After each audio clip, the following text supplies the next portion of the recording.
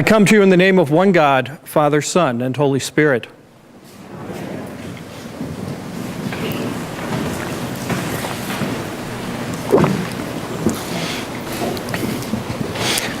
Every now and then, really unique things happen in the life of a parish. And last week was one such time. The farmer who works the fields behind the parish asked for permission to land a helicopter on our property. It was time to spray the crops. Here's how he described it to me. On the back of a trailer sits a large tank of chemicals and spray mix. On top of that tank is a wooden platform about 8 feet square. The helicopter lands on the platform. They connect a hose. Its tanks are filled. Disconnect the hose. The helicopter takes off, sprays the fields. This whole process is repeated until the job is done. Well, sadly, due to rain, I didn't get to witness the event, though I'm told by those who did see it that it was incredible. If truth be told, I was ready to approve the farmer's request because I was curious to watch this aerial ballet.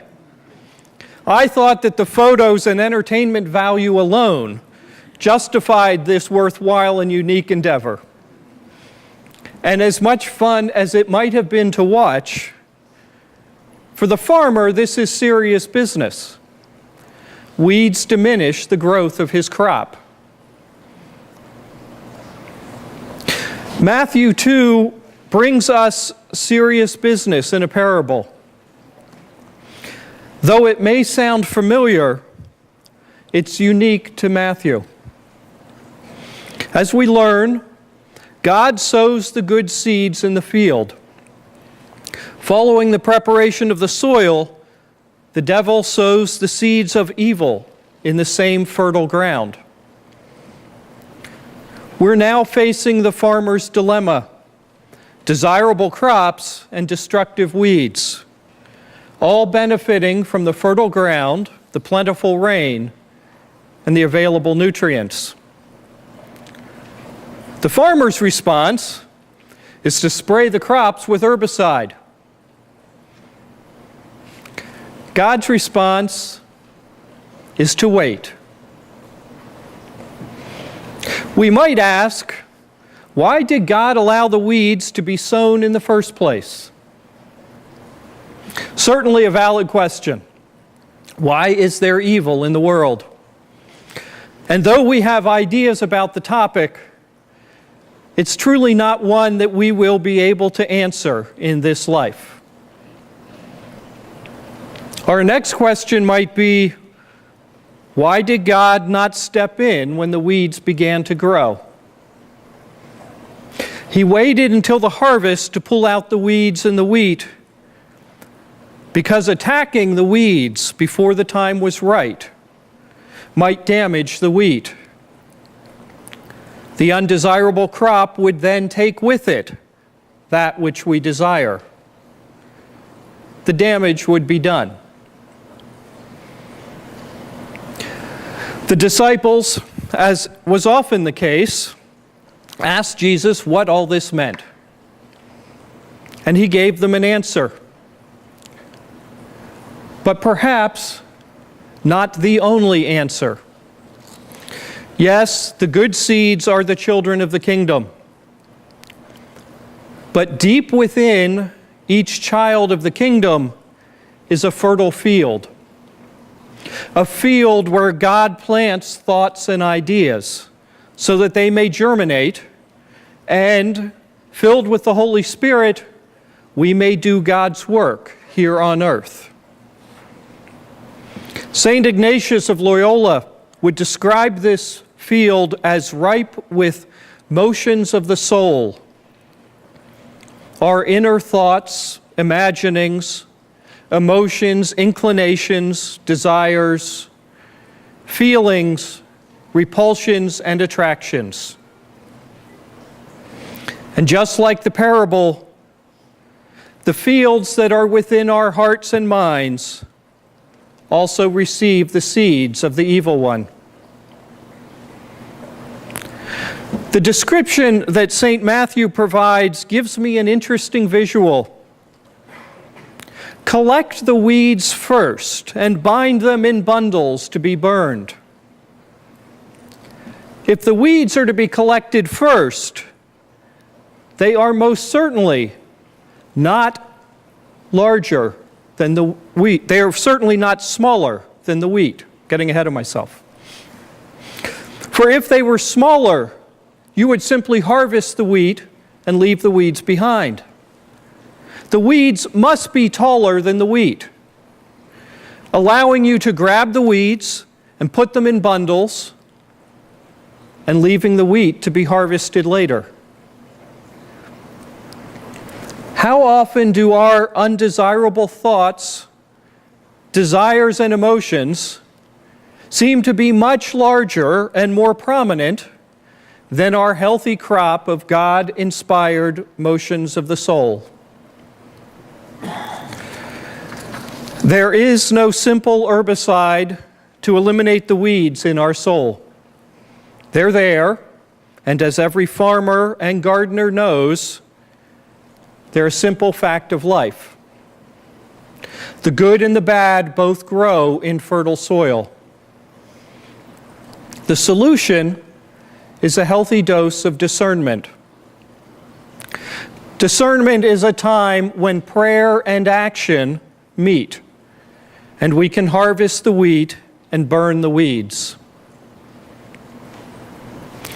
There are many images of God, but perhaps it's best to consider God as a loving mother or father and us as adult children who are empowered to make choices. With God's help, we can choose between the wheat and the weeds. To make these choices, we must first have a desire to do God's will. We must be open to God with humility, charity, and with courage. And we must have a knowledge of God and what pleases God. That is the foundation of our discernment. We face several challenges. First is that of our knowledge of God and what pleases God. Our knowledge, by its very nature, is biased. For this reason, discernment is best done in community. Discussion will shed light on the darkness and perhaps shine light on the weeds that are growing in the fertile soil. To the undiscerning eye, weeds can look like a desirable plant, and only when it's too late do you discover that it's an invasive species. That is our second challenge. For Satan himself masquerades as an angel of light. It's best not to walk alone. When listening for God's will in your life or in the life of the church, know that God always speaks in peace. If you hear turmoil, anxiety, restlessness, you're not hearing God's voice. You'll find peace in God's voice and in God's way. God gives us the ability to choose. And with that ability comes the tool of our imagination. Use your imagination to consider how you might advise a friend if they face the same situation that you now face. Use your imagination to view yourself on the last day of your life and ask yourself if you would have done something different. And finally, picture yourself on the day of judgment and reflect on your choice.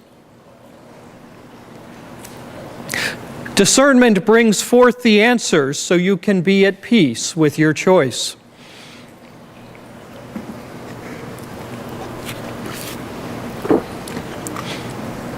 All things begin, continue, and end with God. When you have made a choice, present it to God and listen for confirmation. Listen for the peace that comes from doing God's will. In our lives, the life of the church and the life of the kingdom, discernment begins, continues, and ends with God. The helicopter that sprayed the fields repeatedly touched down right out here on a small wooden platform until the job was done.